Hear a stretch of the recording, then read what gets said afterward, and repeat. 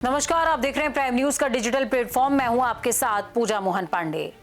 क्या नाटो टूटने की कगार पर है? क्या अमेरिका और जर्मनी के रिश्तों में दरार आ गई है? और क्या रूस को इसका फायदा मिलने वाला है? हाल ही में अमेरिका ने जर्मनी से अपने 5000 सैनिक वापस बुलाने का फैसला लिया है और इसके पीछे की वजह सिर्फ सैन्य नहीं बल्कि राजनीति, कूटनीति और पावर गेम, ये सभी है। आज हम इस मुद्दे पर आसान भाषा में आपको समझाने की कोशिश करेंगे स्टेप बाय स्टेप। इसके लिए सबसे पहले आपको ये जानना होगा कि आखिरकार हुआ क्या है। अमेरिका ने जर्मनी से करीबन 5000 सैनिक वापस बुलाने का फैसला लिया है, यही कोर खबर है। ये फैसला ऐसे समय में आया जब अमेरिकी राष्ट्रपति डोनाल्ड ट्रंप और जर्मनी के चांसलर फ्रेडरिच मर्ज के बीच में तनाव बढ़ रहा है। दोनों के बीच विवाद की वजह है ईरान युद्ध और उनकी रणनीति। मर्ज ने अमेरिका की आलोचना की, कहा अमेरिका के पास स्पष्ट रणनीति है ही नहीं और ईरान के सामने अमेरिका कमजोर नजर आ रहा है। इसके जवाब में ट्रंप ने भी पलटवार किया और कहा मर्ज के नेतृत्व को उन्होंने खराब बताया है, जर्मनी की नीतियों पर सवाल उठाए। यानी ये सिर्फ सैन्य फैसला नहीं है बल्कि राजनीतिक टकराव का नतीजा भी है। जर्मनी में अमेरिका के सैनिक क्यों हैं? अब आपको ये भी समझ लेना चाहिए, यही सबसे बड़ा सवाल भी है। अमेरिका के सैनिक जर्मनी में कर क्या रहे थे? इसके पीछे है नाटो। नाटो एक सैन्य संगठन है या यूं कहें कि सैन्य गठबंधन है जिसमें अमेरिका, जर्मनी और कई यूरोपीय देश शामिल हैं। इसका मुख्य उद्देश्य यूरोप की सुरक्षा, खासकर रूस जैसे देशों से खतरे का सामना करना है। जर्मनी में अमेरिका के करीबन 36,000 सैनिक तैनात हैं। तो चलिए रामस्टेन एयरबेस की अगर बात करते हैं तो 22 जैसे बड़े सैन्य ठिकाने वहीं पर मौजूद हैं। यहाँ अमेरिका के लिए यूरोप में पावर बेस जैसा है। 5000 सैनिक हटाने का मतलब क्या हुआ फिर ये भी आपको समझना चाहिए। ये सिर्फ संख्या नहीं है, इसका बहुत बड़ा रणनीतिक मतलब है। नाटो में दरार का संकेत। जी हाँ, सबसे पहला मतलब यही है। क्या अब अमेरिका अपने सैनिक हटाता है तो ये मैसेज जाता है कि हम अब उतना कमिटेड नहीं हैं।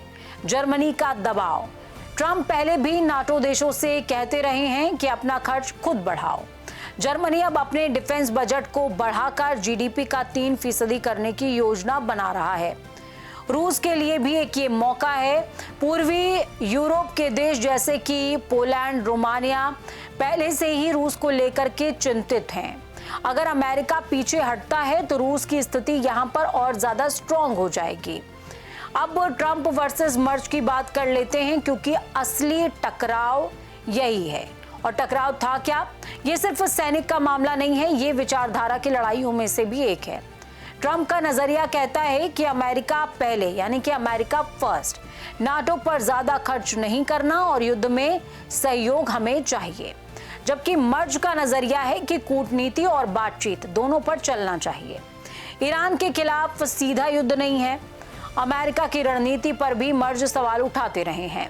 एक आक्रामक नीति और एक संतुलित नीति, इन दोनों के बीच का टकराव है ये। क्या ये पहली बार है? तो जवाब है नहीं, ये पहली बार नहीं है। 2020 में डोनाल्ड ट्रंप ने जर्मनी से 12,000 सैनिक हटाने की बात कही थी, लेकिन बाद में जो बाइडेन ने इसे रोक दिया और अब फिर से वही स्थिति बन रही है दोबारा से। नाटो का भविष्य अब ऐसे में क्या होगा, इस पर भी एक बड़ा सवाल है। ये सबसे बड़ा सवाल कि क्या नाटो कमजोर हो रहा है, हो जाएगा? अगर अमेरिका पीछे हटता है तो नाटो की ताकत कम हो जाएगी, ये तय बात है। क्या यूरोप खुद मजबूत बनेगा? जर्मनी और फ्रांस अब अपनी सेना मजबूत करने की दिशा में आगे बढ़ रहे हैं, यानी यूरोपियन डिफेंस इंडिपेंडेंस आने की कोशिश हो रही है। क्या दुनिया में नए संगठन बनेंगे? रूस मजबूत होगा, चीन को फायदा मिल सकता है, अमेरिका अलग राह भी पकड़ सकता है। तो क्या चीन को फायदा मिल सकता है, अमेरिका अलग राह पकड़ सकता है? ये सिर्फ देशों की बात नहीं है। जी हाँ, इसका असर पड़ेगा। तेल की कीमतों पर इसका असर पड़ेगा, युद्ध की संभावनाओं पर इसका असर पड़ेगा, वैश्विक अर्थव्यवस्था पर भी असर पड़ेगा। और अगर तनाव बढ़ता है तो ये एक बड़े संघर्ष में तब्दील हो सकता है, यानी कि बदल सकता है।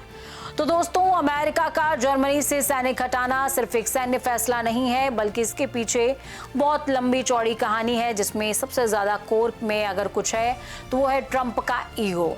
ये एक बड़ा संकेत है नाटो के भविष्य का, अमेरिका यूरोप रिश्तों का भी और आने वाले वैश्विक संघर्षों का भी।